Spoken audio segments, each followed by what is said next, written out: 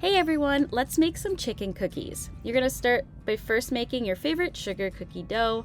I've left my favorite in the description below. You're going to take your sugar cookie dough and you're going to split it in half. You're going to leave one part plain and the other part you're going to dye whatever color you'd like to match your cookie cutter. Today we're going to be making chicken chicks, so I dyed mine yellow. I like to use a gel food coloring because it gives me that really vibrant color, but you can use whatever food coloring you'd like. This is the cookie cutter that we're using today, and you can find these great cookie cutters at MHYT.com. After you have everything all mixed up, you're going to put the plain dough in the refrigerator and you're going to roll out the colored dough. And you want to roll it till it's about a ½ inch thick. Then you're going to take your cookie cutter and you're going to start to cut as many little shapes as you can. How many or how long your cookie dough log is going to be depends on the size of your cookie cutter. My cookie cutter was a little bit bigger, so I got about 14 cuts out of mine, which gives me about an 8-inch log for my cookies. But if you have a smaller cookie cutter, then you're probably going to get a little bit more and make more cookies with it. After my shapes are all cut out, I'm going to go ahead and put these in the freezer and I'm going to let them chill for 30 minutes. After everything is nice and firm and frozen, we're going to attach all of our cutouts together in one long log, basically. So my big tip with this is with each of your cutouts, try to get as much flour off as you can so all of your cutouts really stick together really well. As you're attaching your pieces, put a little bit of water in the center, grab one of your cutouts, push it together, really give it a good smush.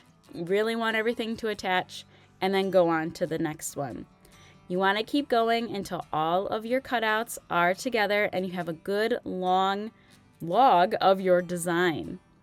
Here's what mine looks like all together. I even had to come back later and do a little bit more smooshing to make sure everything stayed together. Again, watch the flour, something I learned.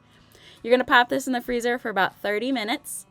And then we're going to put our plain cookie dough around that center design. Depending on how intricate the cookie cutter is that you have in the center, depends on how much cookie dough you'll need. I actually ended up making 2 batches of cookie dough because my design was more intricate and I needed some extra cookie dough, but it really just depends. I like to take little logs of my plain cookie dough and push it where all the more design parts are. So where my beak is, where the tail is. I kind of start there and then I work my way around and fill in with the rest of the plain cookie dough. You're going to take this log, you're going to put it back into the freezer, again for about another 30 minutes. You want it to really firm up. You're going to take it out of the freezer and very carefully cut it into slices. It's really fun when you get to cut it into the slices because that's when your design really comes alive. After you've got everything all cut out, you're going to go ahead and you're going to bake your cookies depending on the particular cookie dough recipe that you used. Because my cookies ended up being a little bit bigger, I ended up having to cook my cookies for about 14 minutes, but I think they came out really, really great. And here's what our cookie looks like, all baked. I love these. Hopefully I've given you some inspiration to make your own chicken chick cookies using some of the great cookie cutters we have at MeyerHatchery.com. If you have any questions, let us know in the comments below. I think I'm going to go enjoy this cookie. Thank you so much for watching.